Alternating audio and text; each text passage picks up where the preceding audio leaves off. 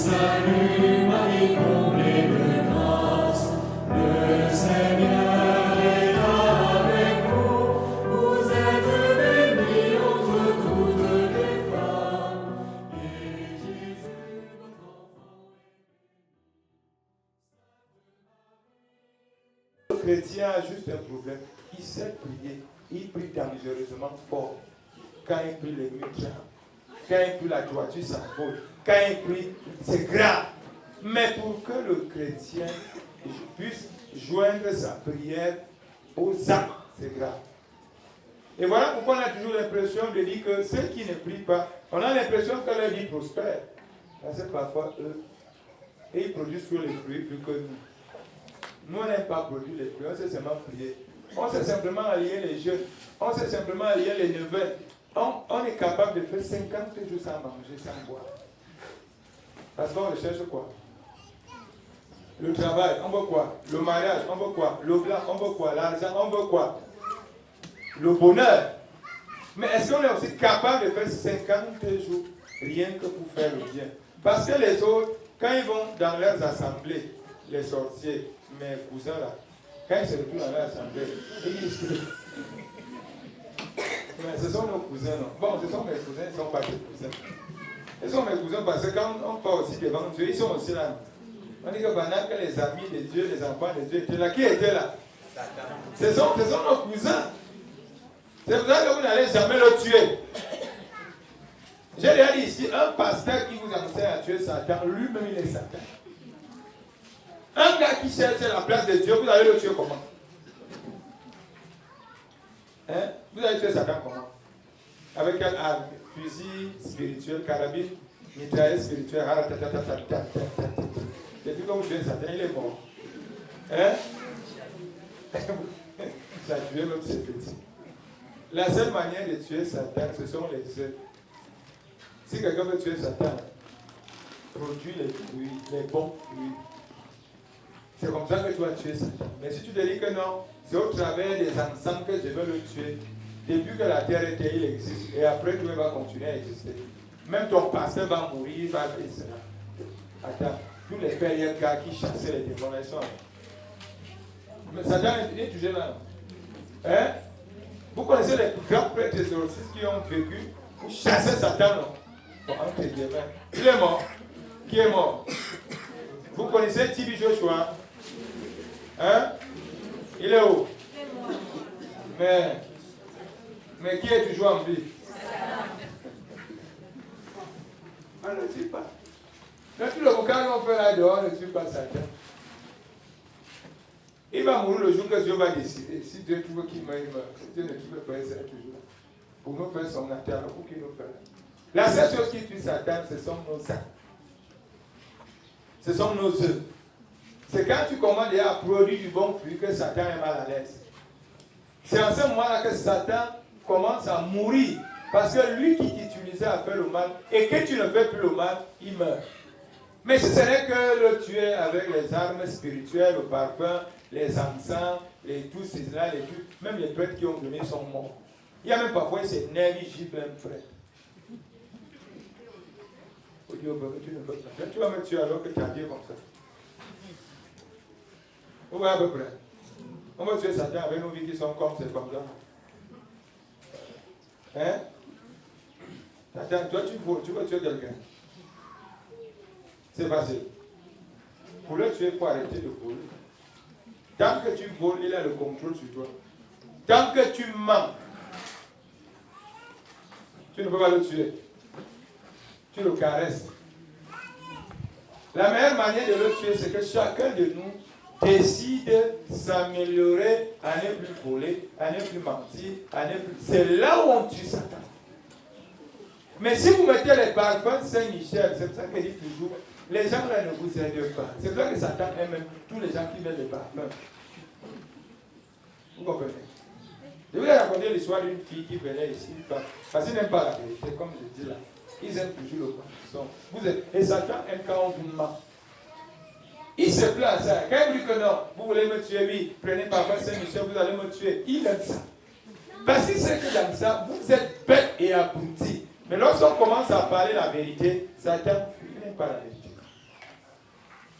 Satan n'aime pas là, on parle de la vérité. C'est pour ça que la vérité est toujours combattue. Mais le parfum n'est jamais combattu. Vous avez remarqué ça? Essaie un peu de dire la vérité dans ta famille. Mets un peu le parfum dans ta famille. Et tu viens me dire, ah, la période où tu mettais le parfum et la période où tu dis la vérité, à quel moment tu es combattu? Hein? On te combat à quel moment? Tu mets le parfum, tu peux les encens, ça ne fait rien à personne, ça ne dit rien à... Hein? Mais comment ça dit la vérité? Comment ça dit à ta soeur que là où c'est que tu peux aller pas bon? C'est là-bas que la guerre commence. Satan n'aime pas dans la vérité. C'est pour ça que tous ceux qui viennent ici, je dis toujours, et qui repartent après, c'est parce que c'est la vérité. Hein? Quand ça te prend, non? Comme tu te vois, non?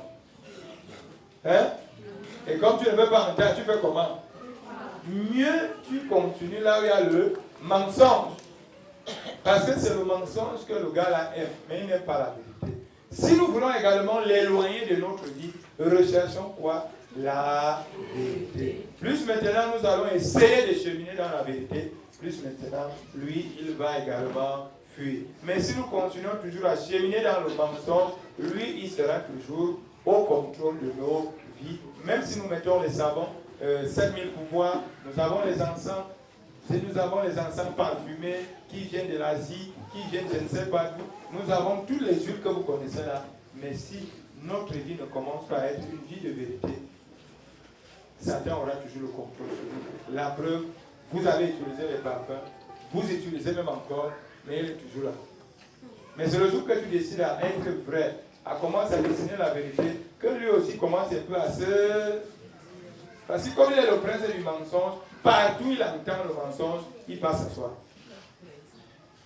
Vous comprenez? Mais si vous voulez le mettre mal à l'aise, renoncez au mensonge. Et pour renoncer au mensonge, ça nous fait nous-mêmes mal, non? Imagine, tu étais habitué à mentir tous les matins. Et maintenant, tu dis qu'il faut commencer maintenant à ne plus dire que ton oncle est mort, ta tante est morte, pour avoir de l'argent, c'est facile. Alors que quand tu dis ça, c'est facile, non? Mais maintenant que tu dis à quelqu'un la vérité, que gars, vraiment, les parents qui disaient qu'ils étaient morts, la personne est morte. C'est ton argent qu'ils voulaient escroquer, c'est facile. Hein? Dis maintenant à quelqu'un là où tu me vois là, ma famille n'est rien. Il n'y a aucun risque chez moi parce qu'on se plaint mensonge, non? Tu arrives à dire à quelqu'un vraiment là, tu me vois là, non? Je suis riche. Mon père, c'est. Alors que ton père, c'est un gars comme le mien, un cueilleur de vin de page. Mais tu as honte de dire, tu vas prendre un homme éloigné qui a travaillé comme plancton dans un ministère pour dire que c'est lui ton.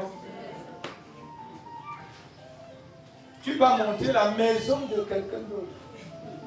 Que c'est ta maison, non? Mais ta propre maison.